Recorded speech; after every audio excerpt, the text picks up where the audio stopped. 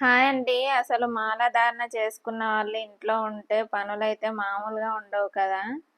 11 రోజులో, 21 రోజో, 41 రోజులో అంటే కొంచెం ఈజీగానే గడిచిపోతుంది గానీ, 108 రోజుల మాలైతే కొంచెం రిస్క్ అనే చెప్పాలి. స్వాములకు ఇంట్లో దీక్ష చేయాలంటే కనీసం 2 కూరలైనా ఉండాలంట. ఒక్క కూరతో అయితే దీక్ష పెట్టకూడదంట. మా స్వామి అయ్యప్ప మాల విరమణ కాగానే ఒక 10 డేసో ఏమో గ్యాప్ వచ్చింది కావచ్చు అంతే. మళ్ళీ హనుమాన్ మాల వేసుకున్నాడు. ఇదంతా ఎందుకు చెప్తున్నానంటే ఈ వీడియో తీసి ఇప్పటికి 1 వీక్ అవుతుంది. కానీ ఇంకా అప్లోడ్ చేయలేదు. అంత కష్టపడి వీడియో చేశా కదా!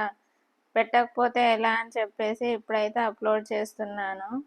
ఇంకా వీడియో చేసి కూడా అప్లోడ్ చేయనివి మొబైల్లో చాలానే ఉన్నాయి. పనులైతే హెవీగా అయిపోతున్నాయి.